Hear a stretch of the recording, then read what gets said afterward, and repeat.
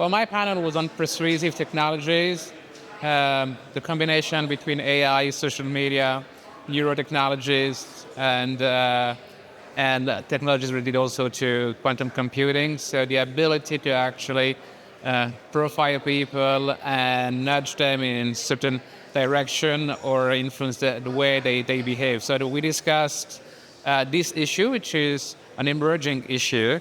We are already seeing some of these tools being developed in terms of deepfake, and they start to have some impact on population. But we're talking also about the future, about neurotechnology, the ability to actually have a much more accurate understanding of emotional responses from individuals, so that once you know how a person responds to specific outside influence, then you can determine how should we react. And basically we're discussing this thing, as well as the governance.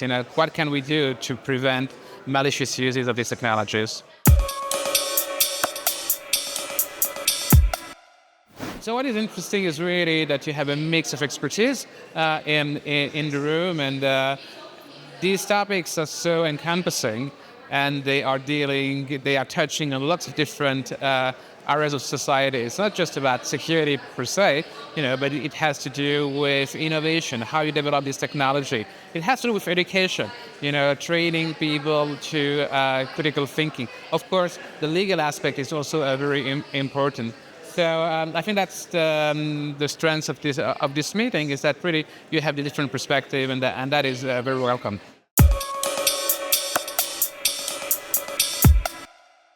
IDSF is a product of its time. So the digital domain is a domain that has an impact on everything. So the issue here is that the pace of innovation is really, really fast, and we do not yet understand fully the implication it has for societies, as well as the industry has also some problems in following in terms of security. So what you need is meetings like this, where you have people with different backgrounds and expertise that can talk to each other in order to try to find solutions.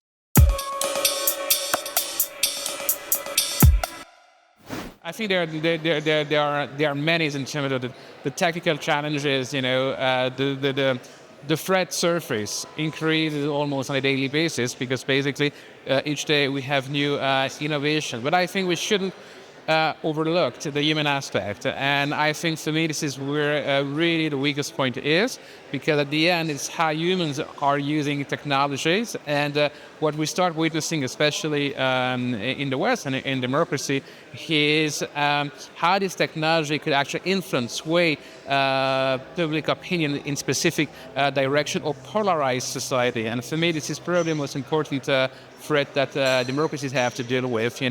Use these technologies so to enhance the way people live in a good way, and trying to mitigate, this, for instance, polarizing effect of social media and other immersive, invasive technologies.